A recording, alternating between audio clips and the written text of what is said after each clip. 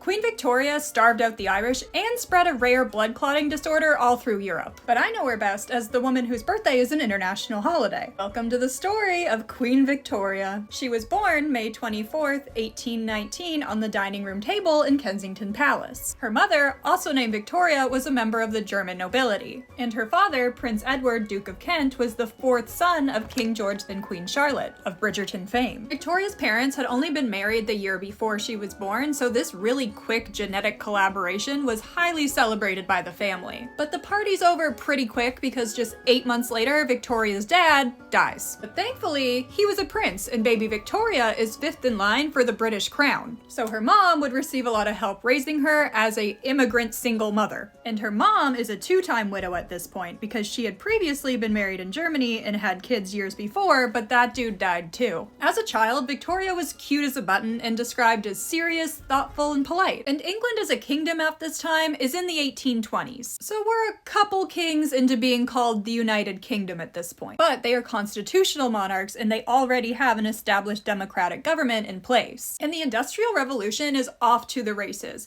So culturally, life is moving very fast and imports are crazy. And because the job market is booming, there's a lot of people immigrating into London in order to work. Populations are becoming more progressive, and plus a bunch of wars have ended, so shit's pretty good for little Victoria. Her dad's oldest brother, George IV, is currently the King of England, though old scandalous Uncle George is getting divorced and has a bit of a drug and alcohol problem with opium.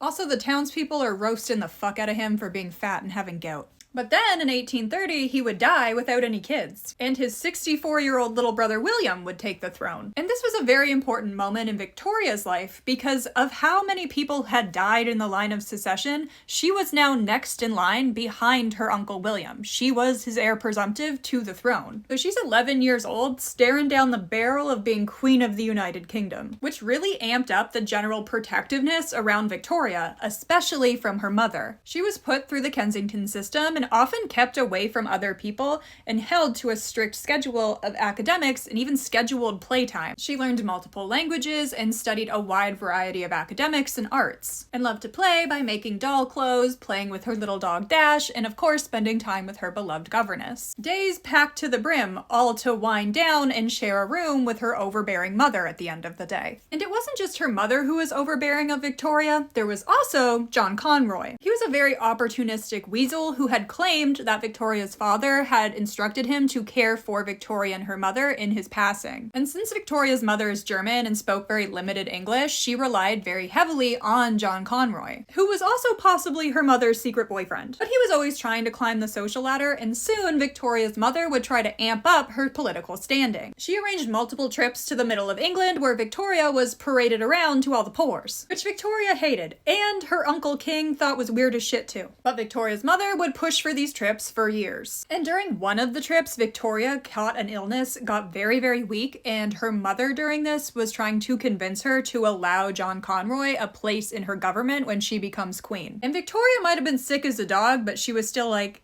no, fuck your weird boyfriend. He's not coming into my government. And this is about the time the world is opening up for Victoria. She's getting a little bit older. She's taking trips to the coast. She's seeing the ballet. She's writing in her journal. But the older Victoria gets, the more important issue here is who is she gonna marry? History has its eyes on Victoria. She has the English throne at her fingertips, and whoever she marries will be creating a legacy. Not that she's ready to get married yet. She's still a teen, but there's a couple of major players in the mix. She meets her German first cousin, Albert, and pretty much decides she's gonna lock it down with that hot piece of ass. Who cares if your parents are siblings, am I right? I'm not right. Do not marry your cousin. But anyway, Uncle King William at this time is about to turn 1,000 years old, and it's a real nail-biter if his heir, Victoria, will turn 18 before he dies. Because if Victoria inherits the throne before her 18th birthday, her mother and John Conroy would have pull in her government. And Uncle King William hates Victoria's mom so much that he vows that he will stay alive until Victoria turns 18 to keep her mother away from that throne. And William stuck to his word. Victoria turned 18 and he passed away just a few weeks later. And on June 20th, 1837, Victoria is woken up and told that her uncle, the King of England, had dropped dead, and she was the queen now. And Victoria was like, hell yeah, brother, I'm the Queen of England, I can now have my own bedroom. She promptly moved out of the spare bed in her mother's room and quickly got to her royal duties. Literal queen out, if you will. She did a lot early on to flex her independence, including moving out of Kensington Palace in that shit from a butt Kensington system that she had been raised in, and instead moving to Buckingham Palace. She kicked John Conroy out of her life and moved her mother into some apartments on the other side of the property. But she kept her beloved governess close by her side. And it was a grand coronation for Victoria as she rode through the streets to cheers from her English subjects. The proceedings of the coronation were pretty sloppy, but that's just because men are bad at everything they do. So the bishop fumbled a bunch of his lines and they ended up placing the coronation ring on the wrong finger. But Queen Vic rolled with it and the English subjects got to party for free, so who gives a shit? Oh, the coronation is sloppy? We're getting sloppy on Coronation Street. We don't care. And people in general are very excited for the rule of Victoria because she is so different from her uncles, the last two kings. She was young, she grew up completely separate from them, and she sparked a lot of hope within her subjects. And that hope seemed to be cemented through her first year of power because it went very, very smoothly. But on her second year on the throne,